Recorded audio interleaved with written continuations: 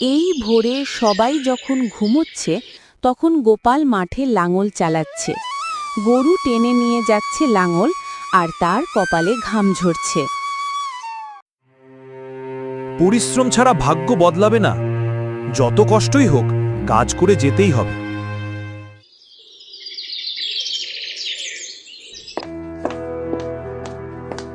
গোপাল, এত ভোরে উঠেছ, একটু বিশ্রাম নাও না।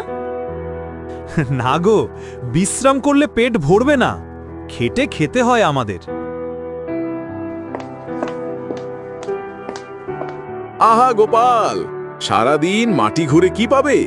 আমার মতো বসে থাক, টাকা নিজে থেকে আসবে। বাবু, বসে থাকলে হয়তো টাকা আসবে, কিন্তু মন শান্তি পাবেন কই? পরিশ্রমের ফলই আসল সম্পদ। কয়েক মাসের কঠোর পরিশ্রমের পর গোপালের মাঠে সোনালি ধান দুলতে লাগল।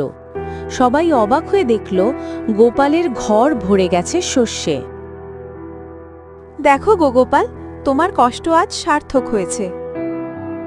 এই ধান শুধু আমার নয়, গ্রামের সবার মুখে হাসি ফোটাবে। গোপাল, আমি তোমাকে নিয়ে হাসতাম, কিন্তু আজ বুঝলাম পরিশ্রমের চেয়ে বড় সম্পদ আর কিছু নেই। ভুল বুঝলে কোনো দোষ নেই বাবু। আসো, এবার থেকে সবাই মিলে পরিশ্রম করি।